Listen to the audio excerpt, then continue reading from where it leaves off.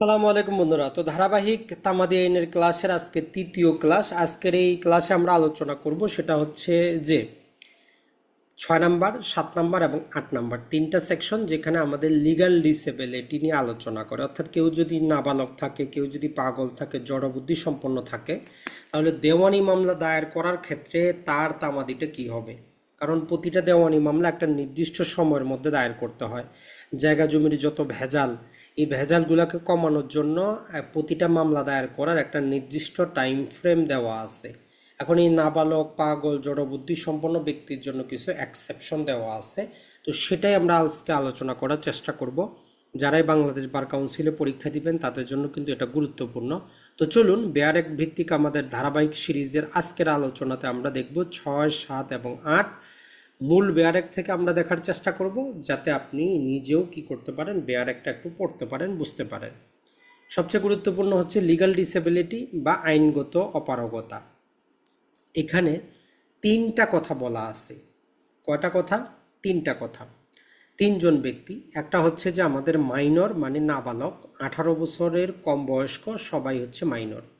এরপরে ইনসেন বা পাগল, এবং এরপরে হচ্ছে ইডিয়েট। ইডিয়েট মানে জড়বুদ্ধি সম্পন্ন হাবা গোবা প্রকৃতির লোক। তো কিসের জন্য? তো এইটা বলতেছে যে এ ইনস্টিটিউট অফ স্যুট মানে দেওয়ানি মামলার জন্য এটা প্রযোজ্য হবে। অর প্রসিডিং, যে কোনো অন্য প্রসিডিং, এবং ডিক্রি জারির application, application for execution of decree. তাহলে এই 6 নাম্বার ধারাতে মাইনর, পাগল আর জড়বুদ্ধি সম্পন্নর আপিল, রিভিউ, রিভিশনের জন্য প্রযোজ্য না। এটা শুধু দেওয়ানি মামলা অথবা দেওয়ানি যে কোনো প্রসিডিং অথবা ডিক্রি জারি, এইটার জন্য প্রযোজ্য। তো এইটার ক্ষেত্রে বলতেছে যে যেই দিন তামাদিটা শুরু হবে, যেই দিন থেকে তামাদি গণনা শুরু হবে, ওই দিন যদি ব্যক্তি নাবালক থাকে, পাগল থাকে, জড়বুদ্ধি সম্পন্ন থাকে, তাহলে যখন সে তার এই ডিসেবিলিটি মুক্ত হবে তখন সে মামলা দায়ের করতে পারবে। তাহলে কি হলো, যখন কোনো ব্যক্তি নাবালক, পাগল, জড়বুদ্ধি সম্পন্ন থাকে আর যখন তার তামাদি মেয়াদ গণনা শুরু হবে সেই দিন সে পাগল থাকতে হবে, নাবালক থাকতে হবে। তাহলে কি হবে, সে তারপরে মামলা দায়ের করতে পারবে যেইভাবে তামাদের শিডিউলে দেওয়া আছে, 2 বছর, 4 বছর, 6 বছরে। এটা হচ্ছে সাবসেকশন 1। তাহলে 6 নাম্বার ধারার প্রথম অংশ হচ্ছে কেউ যদি নাবালক, পাগল, জড়বুদ্ধি সম্পন্ন থাকে তাহলে যে কোনো দেওয়ানি মামলা, দেওয়ান যে কোনো প্রসিডিং অথবা ডিক্রি জারি, সে যখন তার ডিসেবিলিটি থেকে মুক্ত হবে তখন সে কি করতে পারবে, দায়ের করতে পারবে তামাদের শিডিউল অনুযায়ী। সাবসেকশন 2 বলে যদি কোনো ব্যক্তির একসাথে দুইটা ডিসেবিলিটি থাকে, সে নাবালকও আবারও পাগল, আর একটা শেষ হওয়ার পূর্বেই আরেকটার মধ্যে পতিত হয়, অর্থাৎ 18 বছর হওয়ার আগেই সে পাগল হয়ে যায়, তাহলে যখন কোনো ব্যক্তির একাধিক ডিসেবিলিটি থাকবে তাহলে ওই দুইটা থেকে যখন সে কি হবে, সিজ হবে, মুক্ত হবে, তারপরে সে মামলা দায়ের করতে পারবে। 3 নম্বরে যেটা বলতেছে, যদি কোনো ব্যক্তি কি করা হয়, এই নাবালক অবস্থায় সে কি করে মারা যায়, এই ডিসেবিলিটি নিয়েই মারা যায়, তাহলে তার লিগ্যাল রিপ্রেজেন্টেটিভ যারা থাকবে তারা মামলা দায়ের করতে পারবে যদি তারা যোগ্য হয়। আর সাবসেকশন 4 বলে যদি লিগ্যাল ডিসেবিলিটির মধ্যে তার কি থাকে, এই যে লিগ্যাল রিপ্রেজেন্টেটিভরাও লিগ্যাল ডিসেবিলিটির মধ্যে থাকে, তাহলে উপরের সাবসেকশন 1 আর 2 প্রযোজ্য হবে। মানে যখন তারা মুক্ত হবে তখন তারা মামলা দায়ের করতে পারবে। তাহলে 6 নাম্বার ধারার ক্লিয়ার কথা হইল, কোনো দেওয়ানি মামলা, দেওয়ানি প্রসিডিং, দেওয়ানি যে কোনো ডিক্রি জারির ক্ষেত্রে কেউ যদি নাবালক থাকে, পাগল থাকে, জড়বুদ্ধি সম্পন্ন থাকে, যেই দিন তামাদিটা গণনা শুরু হবে সেই দিন, তাহলে সে যখন ভালো হবে অথবা একাধিক হইলে উভয়টা থেকে মুক্ত হবে। মারা গেলে তার লিগ্যাল রিপ্রেজেন্টেটিভ, লিগ্যাল রিপ্রেজেন্টেটিভ যদি জড়বুদ্ধি সম্পন্ন থাকে সেখান থেকে মুক্ত হইলে তারা মামলা দায়ের করতে পারবে। তাহলে এইখানে কত দিনের মধ্যে করতে পারবে এটা যে শুধু বলে নাই, এখানে জাস্ট বলতেছে যে নাবালক, পাগল, জড়বুদ্ধি সম্পন্ন ব্যক্তির জন্য আসলে তামাদি গণনাটা শুরু হয় না, এটা বন্ধই থাকে, স্থগিতই থাকে, এই জিনিসটাই বলা হয়েছে। এখানে 3টা উদাহরণ দেওয়া আছে যে একজন ব্যক্তি একটা নৌকার ভাড়া সে আদায় করার জন্য কি হয়, ক্ষমতাপ্রাপ্ত হয় যখন সে মাইনর ছিল। সে 4 বছর পরে সে কি হয়, সে 4 বছর পরে সাবালক হয়, সে কি করতে পারবে? At any time within the years from the date his এজর অফ মাইনরিটি, সে যখন সাবালক হবে তখন সে যে কোনো সময় মামলা দায়ের করতে পারবে। জাস্ট সিম্পল জিনিসটা সেখানে বলা হয়েছে। এরকম 3টা জিনিস, 3টা উদাহরণ এখানে দেওয়া হয়েছে। এখন যদি আমরা দেখি আমাদের এই 6, 7, 8 তিনোটা একসাথে বুঝতে হবে। 6 নাম্বার এখনো 100% বোঝা হয় নাই। জাস্ট বলা হয়েছে সে যখন লিগ্যাল ডিসেবিলিটি থেকে মুক্ত হবে তখন সে মামলা দায়ের করতে পারবে। কত দিনের মধ্যে করতে পারবে? আমরা প্রথমে দেখতেছি তা আমাদের শিডিউলে যত দিন দেওয়া আছে, কিন্তু 8-এ গেলে দেখবো আমরা কন্ডিশন দেওয়া আছে। এখন এই 7 নম্বরে বলে যে যখন সেভারাল পার্সন, একাধিক ব্যক্তি যৌথভাবে কোনো মামলা দায়ের অথবা কোনো প্রকার কার্যধারা অথবা কোনো অ্যাপ্লিকেশন, ডিক্রি জারির অ্যাপ্লিকেশন দেওয়ার ক্ষমতাপ্রাপ্ত হয়, আর এদের মধ্যে এরা যদি লিগ্যাল ডিসেবিলিটির মধ্যে থাকে, তাহলে সবাই যখন লিগ্যাল ডিসেবিলিটি মুক্ত হবে। আর একজন বা কোনো একজন যদি লিগ্যাল ডিসেবিলিটির মধ্যে থাকে, তার পক্ষে যদি অন্যরা ডিসচার্জ করতে পারে কোনো লাইবিলিটি তার অনুমতি ছাড়া, তাহলে সবার জন্য চলবে। আর যদি না পারে তাহলে সবার জন্য স্থগিত থাকবে যতদিন তারা লিগ্যাল ডিসেবিলিটি থেকে সবাই মুক্ত না হচ্ছে। তো এই জন্য এখানে 2টা উদাহরণ দেওয়া আছে যে এ, বি, সি, ডি তারা কি করলো, যে বি, সি এবং ডি 3জন পার্টনার ছিল একটা ফার্মের, সেখান থেকে এ নামক একজন ব্যক্তি, তাকে ঋণ দেওয়া হইল। এখন এরকম ক্ষেত্রে মামলা হইলে এখন চলতেছে যে বি হচ্ছে পাগল, সি হচ্ছে নাবালক, এই ডি বলতেছে সে ডিসচার্জ দিতে পারে, এই দুজনের অনুমতি ছাড়া একে ডিসচার্জ দিতে পারবে, তাহলে তামাদি গণনা সবার জন্য চলবে। একই উদাহরণে জাস্ট ইএফজি ব্যবহার করা হয়েছে যে কেউ ডিসচার্জ দিতে পারে না, তাহলে তামাদি গণনা স্থগিত থাকবে সবার জন্য। এখন চলে আসি আমরা 8 নাম্বারটা, যেটা সবচেয়ে গুরুত্বপূর্ণ, বিশেষ ব্যতিক্রম, স্পেশাল এক্সেপশন। বলতেছে যে 6 নাম্বার সেকশন এবং 7 নাম্বার সেকশন এইটা কি হবে না, যে আমরা অগ্রকর মামলার অধিকার প্রয়োগের ক্ষেত্রে এই সুবিধাটা আমরা পাবো না।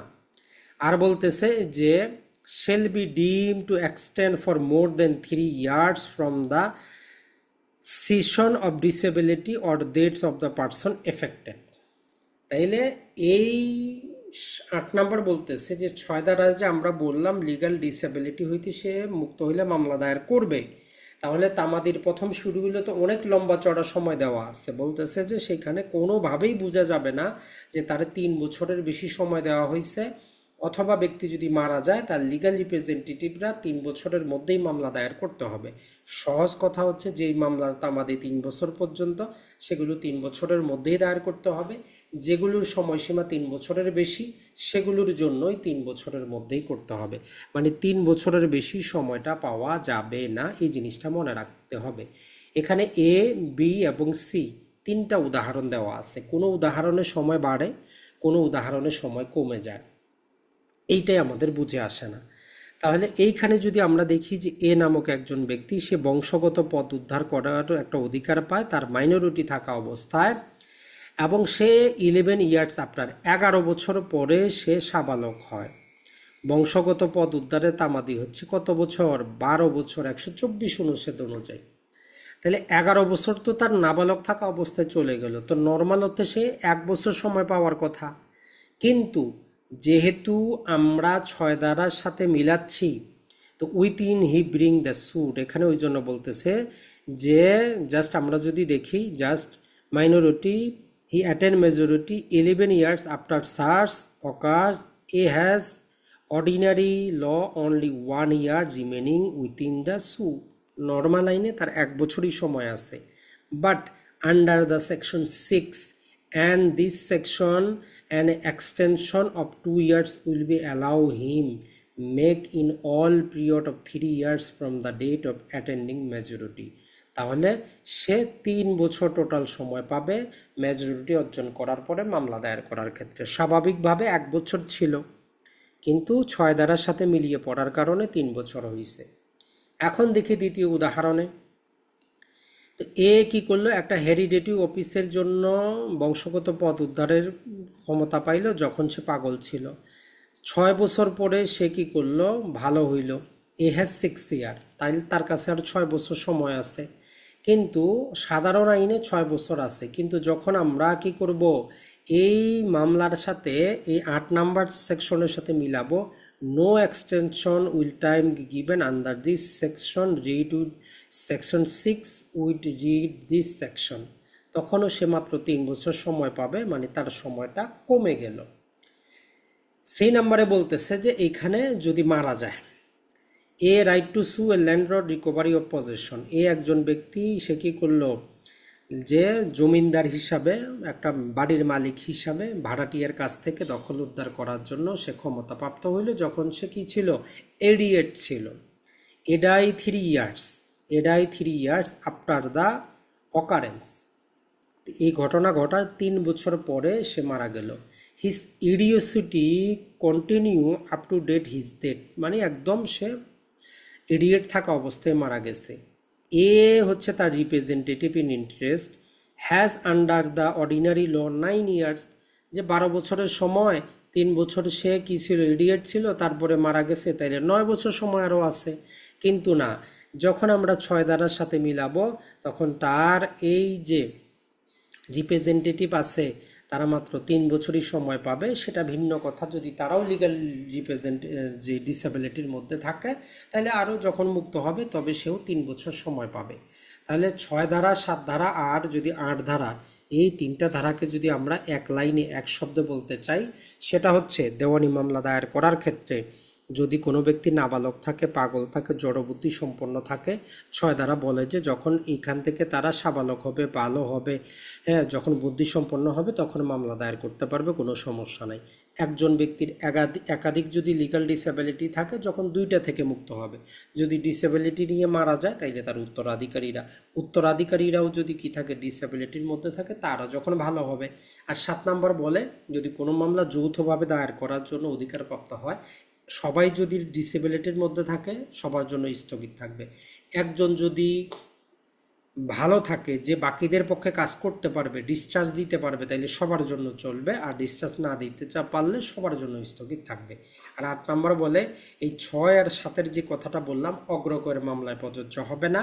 আর 6 এবং 7 ধারার ক্ষেত্রে কোনোভাবেই আমরা 3 বছরের বেশি সময় বর্ধিত করা হচ্ছে বলে ধরে নিব না, অথবা ব্যক্তি মারা গেলে 3 বছরের বেশি সময় বর্ধিত করা হচ্ছে না, এই জিনিসটা আমরা ধরে নিব। 3টা উদাহরণ আছে, প্রথমটাতে বেড়ে যায়, দ্বিতীয়টাতে কমে যায়, তৃতীয়টাতে মৃত্যু পর্যন্ত চলে। তো ভালো থাকবেন, সুস্থ থাকবেন। যারাই আমাদের সাতকাহন অ্যাডভোকেসিতে অ্যাডমিশন নিতে চান, যোগাযোগ করতে পারেন। প্যানাল কোড আমাদের চলতেছে, এরপরে শুরু হবে আমাদের যে দেওয়ানি কার্যবিধি। তো মাত্র জাস্ট আমরা 3,500 টাকা কোর্স ফি নিচ্ছি, ফাউন্ডেশন বেস, বুঝতেই পারতেছেন, পুঙ্খানুপুঙ্খরূপে আমরা পড়াচ্ছি। ভালো থাকবেন, সুস্থ থাকবেন। আসসালামু আলাইকুম।